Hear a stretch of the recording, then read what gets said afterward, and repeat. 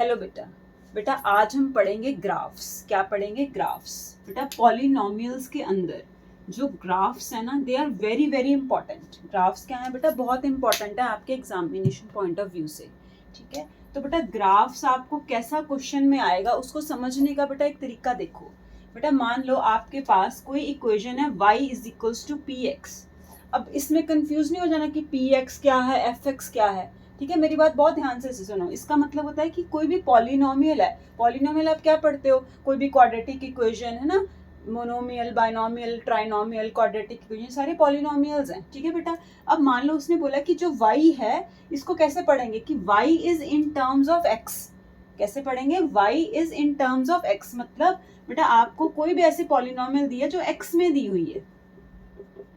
ठीक है, अब मैंने यहाँ पे एक क्वाड्रेटिक इक्वेशन लिख दी, y is equal to in terms of x, मतलब y इधर होगा और x इस तरफ लिखा होगा, x में आपकी पॉलिनोमियल होगी। ठीक है, तो y is equal to a x square plus b x plus c हमने लिख दिया बेटा जी। इतनी बात समझ में आई? अब देखो, तो इससे कंफ्यूज नहीं होना कि पी एक्स क्या है, एफ एक्स क्या है, वो कुछ भी हो। तो इसका मतलब यह है कि बस वो x में गिवन है आपको, जो इक्वेशन गिवन है। ठीक है, तो y इज इक्वल टू हमें ये दिया हुआ है। अब आपने बेटा एक बात और याद रखनी है कि जब भी आपको, अभी एक क्वाड्रेटिक इक्वेशन बनाई है मैंने, है ना, ये जो मैंने यहाँ पे लिखी है ये क्वाड्रेटिक इक्वेशन है। क्वाड्रेटिक इक्वेशन मतलब जिसकी डिग्री 2 होती है उसको हम क्वाड्रेटिक इक्वेशन कहते हैं, करेक्ट?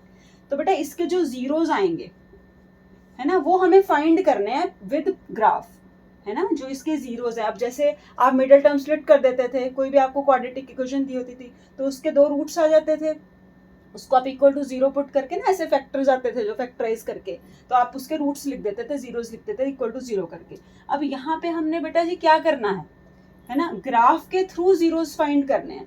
अब मैंने आपको मान लो ग्राफ दे दिया y in terms of x, तो सुनो बेटा कैसे कैसे ग्राफ एग्जाम में आ सकते हैं। मान लो बेटा आपको पेपर में ऐसा आ गया ग्राफ। और एक बात और याद रखो बेटा, जो ग्राफ होता है ना क्वाड्रेटिक इक्वेशन का, वो हमेशा पैराबोला होता है। ये आपको एग्जामिनर पूछ सकता है बोर्ड में। ठीक है, कि कैसा ग्राफ होता है बेटा जी? पैराबोला होता है, ये याद रखो। पैराबोला दिखता कैसा है? ऐसे ऐसे ऐसे, है ना, डाउनवर्ड अपवर्ड, ऐसा पैराबोला। ये देख रहे हो, ये मैंने पैराबोला बनाया।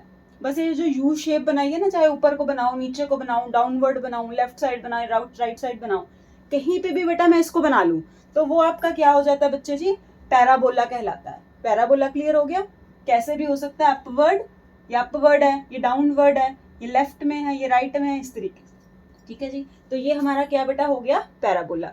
अब आपने क्या देखना है बेटा, मान लो यहाँ पे y एक्सिस है और ये आपकी x एक्सिस है। ये क्या है? y axis. ये क्या है बेटा जी? इधर ध्यान देना है, बहुत अच्छे से समझ के जाओ चीजों को, बाद में इधर उधर कहीं देखने की जरूरत नहीं पड़ेगी। आप मेरी बातों को बहुत ध्यान से सीखते जाओ। ठीक है, सीखने पे ध्यान दो। ये y है और ये x है। ठीक है बच्चे, अब देखो यहाँ पे ये y है, ये x है ना, तो मैंने आपको क्या समझाया? y in terms of x ऐसे उसने पेपर में दिया होगा और साथ में ऐसे ग्राफ बनाया होगा। फिर बेटा आपने ये देखना है कि जो, अगर आपने y in terms of x है तो जो x एक्सिस पे, है ना, कहाँ पे इंटरसेक्शन हो रही है, कहाँ पर क्या हो रही है, इंटरसेक्ट कहाँ? अब देखो यहाँ पे देखो, ये एक पॉइंट पे x एक्सिस पे कट कर रहा है, ये सेकंड पॉइंट पे कट कर रहा है, मतलब ये x एक्सिस को 2 पॉइंट्स पे कट कर रहा है ना, तो इसका मतलब बेटा इसके जीरोस कितने हैं? 2 हैं।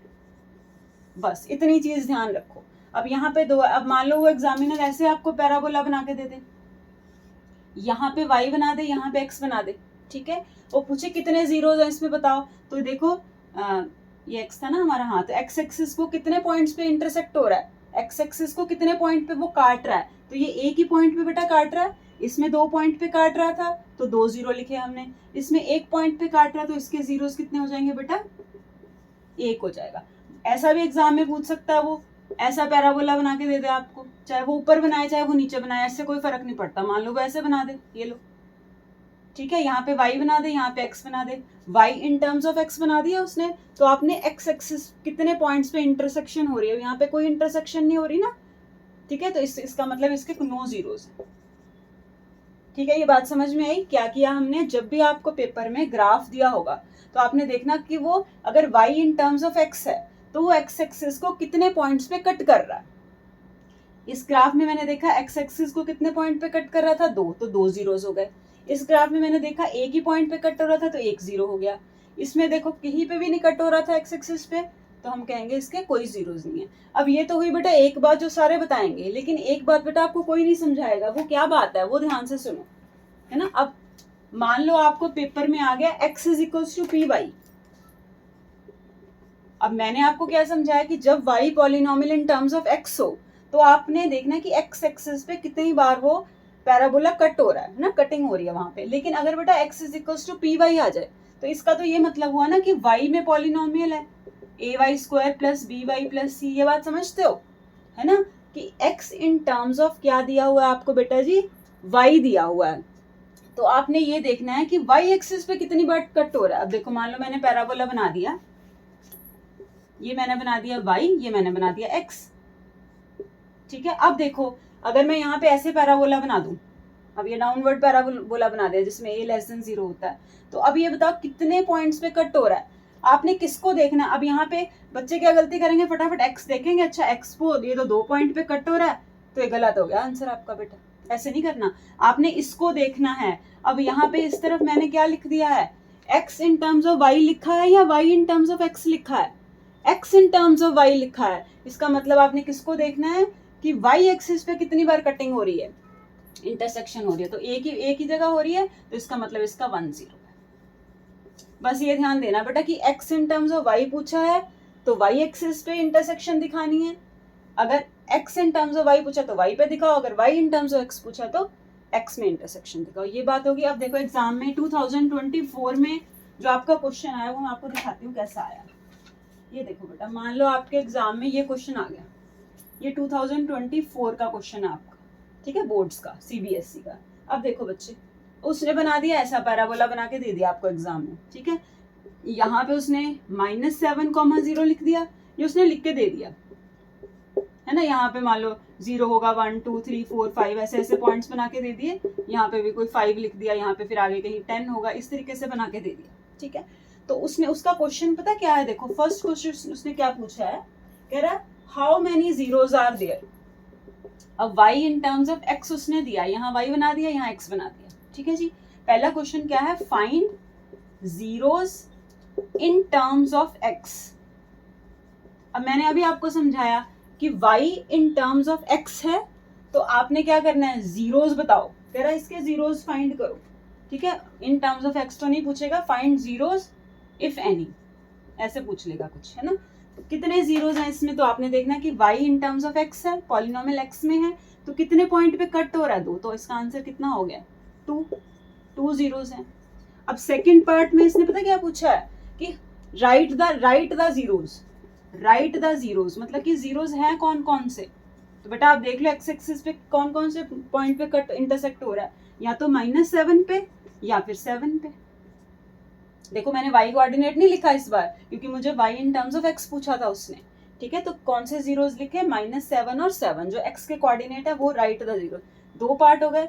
इसी क्वेश्चन में बेटा थर्ड पार्ट भी उसने पूछा है, 2 तो इस ग्राफ से उसने रिलेट कर दिए थे केस स्टडी में, और थर्ड पार्ट बेटा उसने दिया था कि if the zeros of polynomial, मतलब ये जो polynomial y in terms of x था, अब उसको यहाँ पे वो लिख रहा है, if the zeros of the polynomial, if the zero लिखते जाओ बेटा, साथ साथ अपनी कॉपी में राइट जरूर किया करो, हर चीज को अच्छे से समझो, ठीक है। समझ आ गया ना अच्छे से ग्राफ, बस इतना ही ग्राफ का कॉन्सेप्ट है, बाकी मैं जब आपको प्रीवियस ईयर क्वेश्चंस कराऊंगी सारे उसमें एक बार बता दूंगी। अब देखो, if the zeros of the polynomial, polynomial बेटा उसने दी हुई है x² plus a plus 1 into x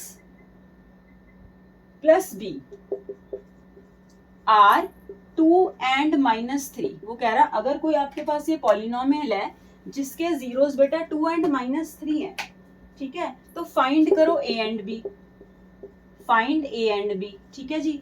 अब सॉल्यूशन देखो कैसे करोगे, कि वो कह रहा है कि जीरोस 2 एंड -3 दिए हुए हैं, a और b फाइंड करो।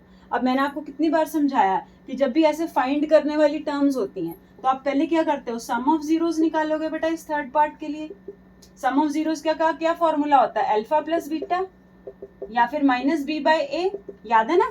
इसको हम किससे कंपेयर करते थे, ax² plus bx plus c से। तो जो x² के साथ है वो a है, जो x के साथ है वो b है, जो किसी के साथ नहीं है वो c होता है, ये रहता है ना। तो सम ऑफ जीरोस कितना आ गया, अल्फा प्लस बीटा, मतलब -b/a ए। अब यहाँ पे मुझे बताओ फटाफट माइनस बी अपॉन ए क्या है, जो एक्स के साथ है वो बी है ना, कंपेयर करो इसको, देखो ध्यान से। तो ये कितना है, माइनस साइन तो एज इट इज रहेगा, ए प्लस वन अपॉन में ए के साथ ए के लिए क्या है 1, तो 1 लिखोगे। लेकिन बेटा उसने हमें जीरोस दे भी रखे हैं, अल्फा और बीटा ये दे रखे हैं ना 2 और 3, उनका भी सम कर लो। अल्फा प्लस बीटा मतलब अल्फा की जगह 2 है और बीटा की जगह -3 है, तो आपके पास ये आ गई ये वाली। ठीक है, अब यहाँ से देखो -1 2 -3 -1 is equals to minus A plus 1, ये नेगेटिव नेगेटिव कट गया बेटा जी, तो ए की वैल्यू कितनी आ गई 0 आ गई है ना। यहाँ से ए की वैल्यू फाइंड कर लो, ये लो -1 + 1 इक्वल टू ए, तो ए की वैल्यू बेटा जी आ गई 0। लेकिन अब उसने बी भी फाइंड करने के लिए बोला है।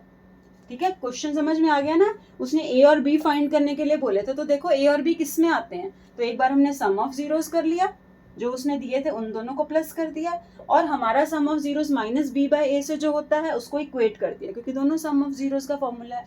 वहां से ए की वैल्यू आ गई। अब बेटा देखो, अब आपको यहाँ से बी फाइंड करना है, तो बी सॉरी ए फाइंड हो गया ना, हाँ बी फाइंड करना है, तो बी किस में आ रहा है, प्रोडक्ट ऑफ जीरोस में आएगा, क्योंकि ये सी होता है ना, सी बाय ए होता है प्रोडक्ट का फॉर्मूला, तो वही लिख रहे हैं। तो प्रोडक्ट ऑफ जीरोस क्या फॉर्मूला होता है, अल्फा इंटू बीटा से डिनोट करते हैं और इसको लिखते हैं सी बाय ए फॉर्मूला होता है इसका। तो अल्फा इंटू बीटा कितना है, मुझे फटाफट बताओ। अल्फा इंटू बीटा, आपको जो दो जीरोस दिए होते हैं 2 एंड -3, ये देखो ये दिए थे ना 2 एंड -3, इनको कर दो मल्टीप्लाई, दो जीरोस को मल्टीप्लाई कर दिया उसने, ये दो जीरोस दिए थे।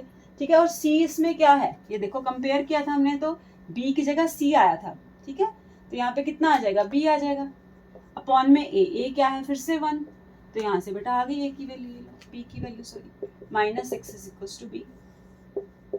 ठीक है बेटा, ये ग्राफ के क्वेश्चन इस तरीके से आपके 3 to 4 मार्कर बनेंगे, कि सबसे पहले वो ग्राफ दे देगा, उसमें जीरोस पूछ लेगा, या एमसीक्यू में वो सीधा जीरोस पूछ सकता है। बस वाई एक्सिस एक्स एक्सिस वाला ध्यान रखना, जो मैंने बोला है कि Y in terms of X दिया हुआ है, अगर Y is equal to P X दिया हुआ है, तो एक्स कहाँ कहाँ पे कट हो रहा है, इंटरसेक्ट हो रहा है, वो लिखने हैं।